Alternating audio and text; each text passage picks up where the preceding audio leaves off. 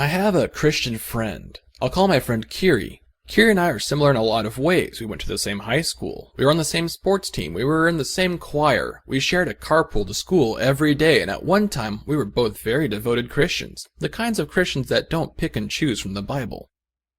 A bit has changed since then, and Kiri has recently found out that I am no longer a Christian. Kiri asked me why I lost the faith, and I responded, firstly, because I can't believe in this story anymore. It looks like a story that men made up, and it looks like men made it up partially to keep women subjugated. If I were to stay committed to the words, ideas, and themes of the Bible, then I could no longer think of women as an equal, but as something lesser, and their only usefulness to me is their submission and their sexuality.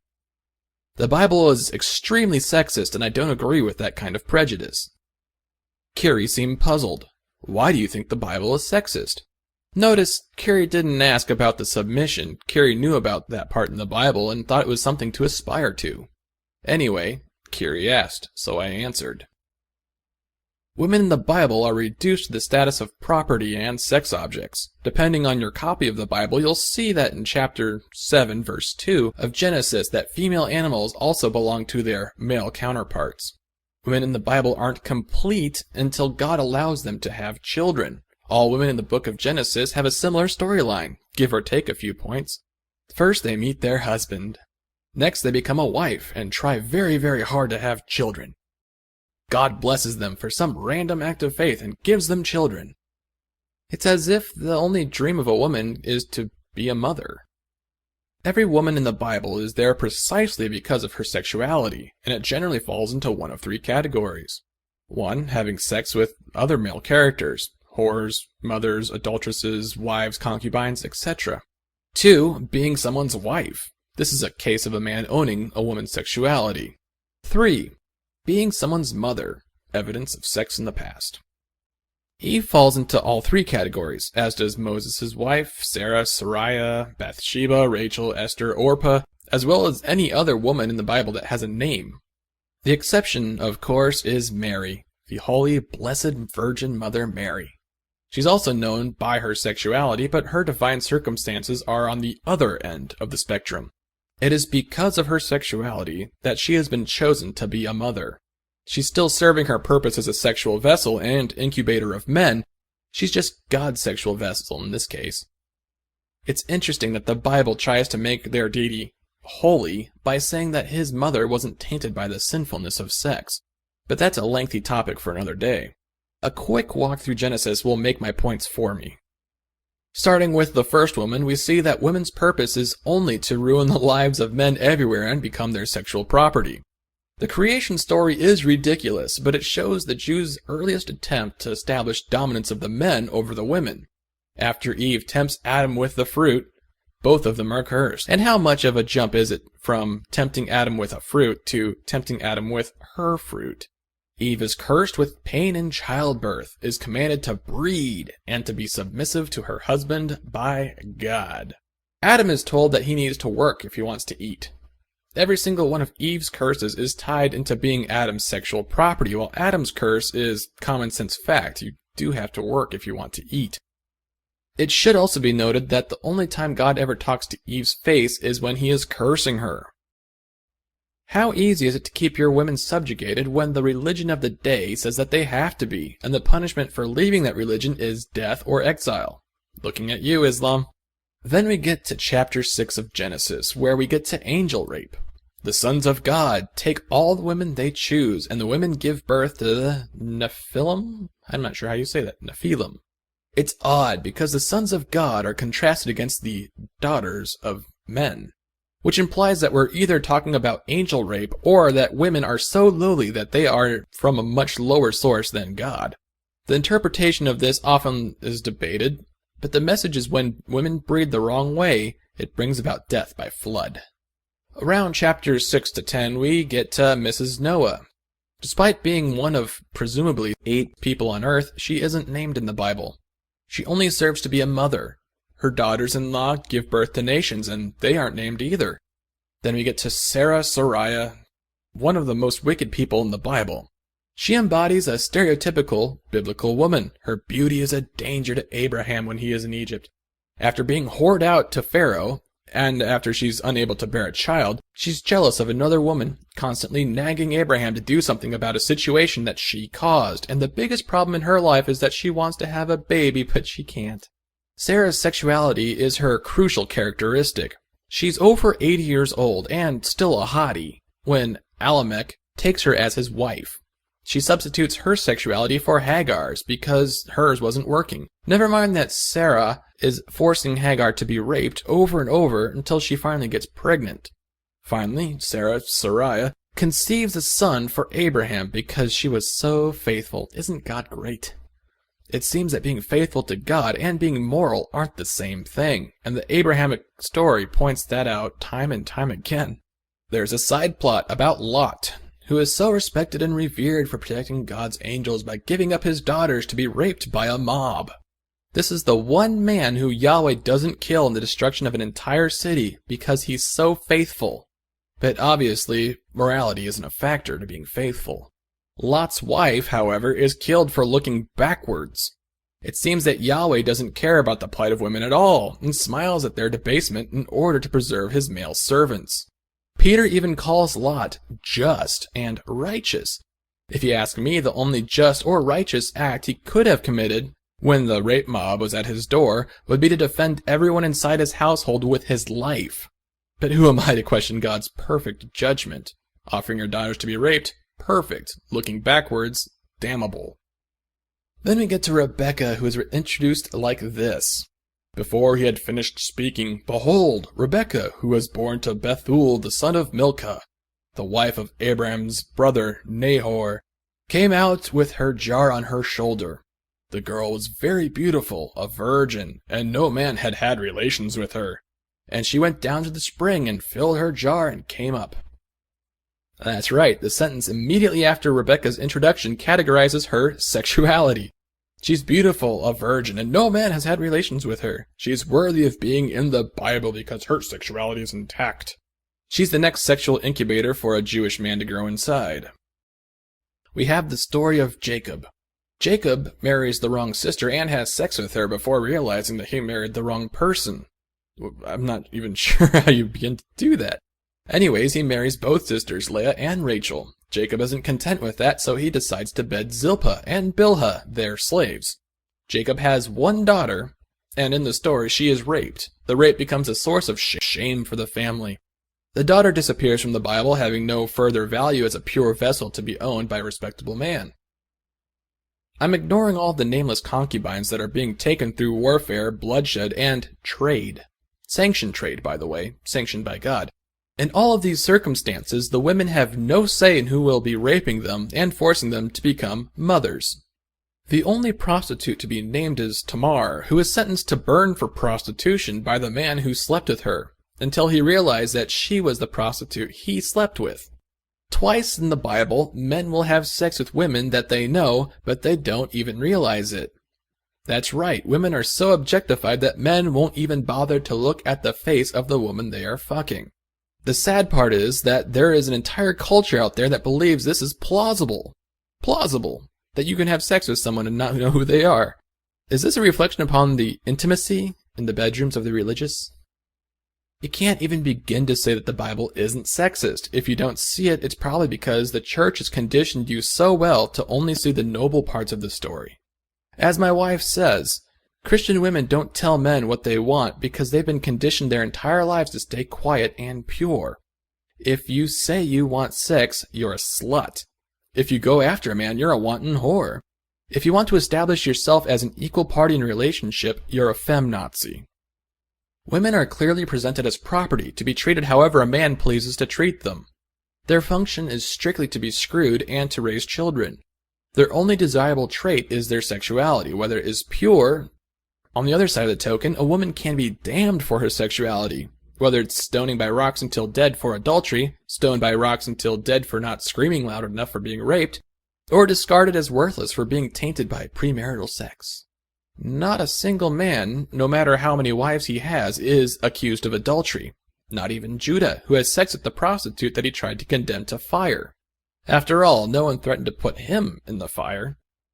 David is condemned for stealing another man's property/wife when he takes Bathsheba. But he's not accused of cheating on his wives. I mean, one would assume if you cheat with one woman, you've committed several cases of adultery if you have several wives. Imagine how tainted Solomon's sexuality would be if you counted all of his wives as adulterous affairs.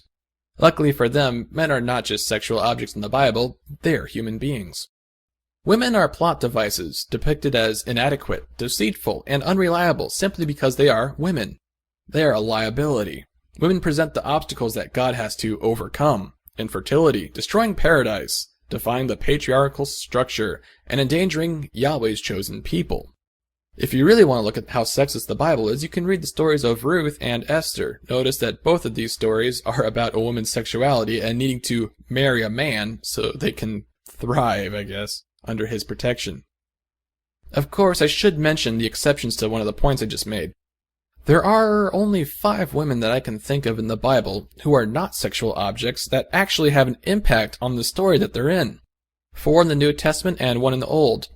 The woman in the Old Testament is a bit suspect because it's very easy to say that she used the promise of sex to murder someone. The women in the New Testament are either the recipients of miracles, passive characters, or are domesticated hosts to men. I want to make something clear about this video. I'm not isolating the sexist portions of the Bible. The Bible's already done that for me. Women are only in the Bible for their sexuality. Lot's daughters don't have any additional content written about them where they struggle to find food, start a business, or do some incredible feat that improves society. No, Lot's daughters have 2 stories about them being offered to a rape mob and then raping their own father. Now, it might seem like I'm cherry-picking, but I'm not. You can look at the narrative of any woman in the Bible and see the same problem. Not only are the narratives troubling, but so are the rules that this Bible culture keeps. Women are treated as chattel. The creation story makes it clear. Women were created to be used by men, sort of as an afterthought. Polygamy was perfectly fine, but you won't see one wife with several husbands. The one time this is brought up, it's by Jesus, and it's a euphemism for the woman being a slut. Never mind the hundreds of wives that David and Solomon had. They aren't sluts, they're not male sluts either. They are human beings. Men keeping female concubines is okay. Wives are considered property. Keep in mind, this is a rule from God's mouth.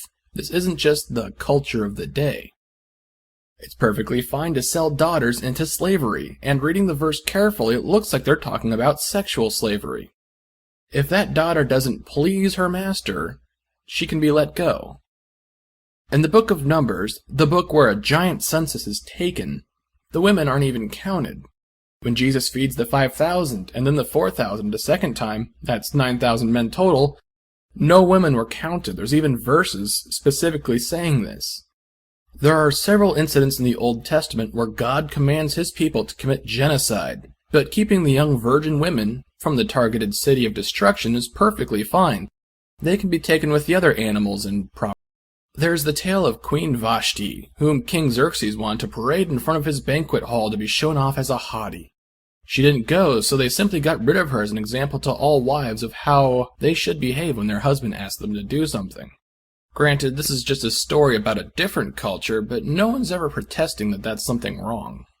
In churches still today, women are denied leadership positions because Paul wrote that women should be silent in churches and must not have authority over men.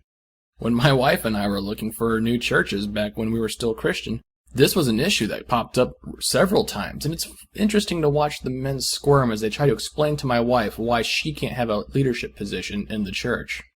Basically, it came down to, you have a vagina. The Bible is extremely cruel to women who are raped. I've heard time and time again, from modern-day Christians, mind you, about how these rules about raped girls are there to protect these raped girls. Generally, they're not talking about how non-virgin brides can be stoned to death, or how women who don't scream loud enough while being raped can be stoned to death, or just your average slut can be stoned to death. No, they're talking about the rules where a woman is forced to marry her rapist. Because, as they say, in the Bible's day and age, a raped girl was absolutely worthless. Couldn't make a living, couldn't feed herself. Since she was used goods and had no value now that her sexuality had been tainted, she wasn't good to anyone, so she had to be married to this rapist so he could take care of her. Any person that thinks that this is actually a good system is a megalomaniac, and their brain has obviously been corrupted by religion, and their morality system has been perverted by a system that is obviously wrong. Is this really the best God could do? Priests have special rules for themselves in the Old Testament. They can't marry used women. It seems that a woman who has already been had is of no use to a holy man. If a priest's daughter starts acting like a slut, she's to be burned alive at the stake. There are no rules for if a priest's son is sleeping around. I mean, that'd just be barbaric. With certain rules, we start to see the fascination that Christianity and early Judaism had with the vagina, and how scared of it they truly were. Despite reducing women to the role of a life support system for a vagina, it's pretty clear that these Abrahamic religions are disgusted by their fascination with it. Women who give birth will be unclean for 7 days if they have a son, twice as long if they have a daughter. After the birth, she must make a sin offering. That's right, a sin offering. If a woman is suspected of cheating on her husband can take her to the temple in order to drink some dusty water in a voodoo ceremony. Her trial is this: if she miscarries, she was obviously cheating on her husband and must suffer all consequences of the law for such adultery, death. But if she has a child, then she obviously wasn't lying. This was the test to see if she cheated. So as the video wraps up, my attention is drawn to the comments section. I know folks are going to disagree with me, and that's fine. You can think however you want to. I express myself. Before you do comment, I'd like to point something out. A lot of Christians defend what is in the Bible because it's God's perfect word. If God says women are second-class citizens to be treated like property, who am I to say different? That in itself is called the Euthyphro dilemma, and it's not really the focus of this video. The second most common defense I see in the Bible's inherent sexism is that the Bible isn't sexist. God just made men to be a certain way to fill a certain role, and women a certain way to fill a certain role. I want to tell everyone right here and now that if this is your defense for why you aren't sexist, you are sexist. Never mind that an invisible and silent ghost from the Stone Age is dictating your morality system for you, something that I could go on at length about. Therefore, if the source of your morals are sexist, so are you. The third defense I see is that this system in the Bible is leaps and bounds better for women than anything else of that time period. My response is, if your God is all about being objective perfection, then comparing his moral code to the other moral codes of the day is extremely relativist. Even so, God didn't go far enough to help out women. The fourth defense I usually see are verses like this, where we human beings are commanded to love our wives. You'll notice that the Bible is written for men and not for women. Sure, these verses do exist, but that doesn't make the Bible unsexist. It just makes Christianity's followers loving sexists, as opposed to unloving sexists. There are also several verses about how to treat your farm animals well. That doesn't mean the Bible is putting animals on equal footing with men. The final defense I see is you're taking these Bible verses out of context, or you don't know what you're talking about. I assure you I know what I'm talking about just fine. These stories aren't that complicated, and the verses quite plainly speak for themselves. However, I've sourced all of the Bible verses I've used, and you can judge for yourself.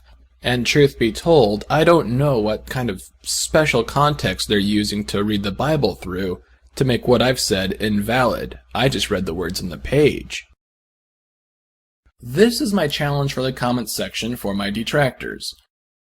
Try to think of an example where a woman is not just a mother, sexual property, a harping nag, a conquest to be married, or a problem to be overcome.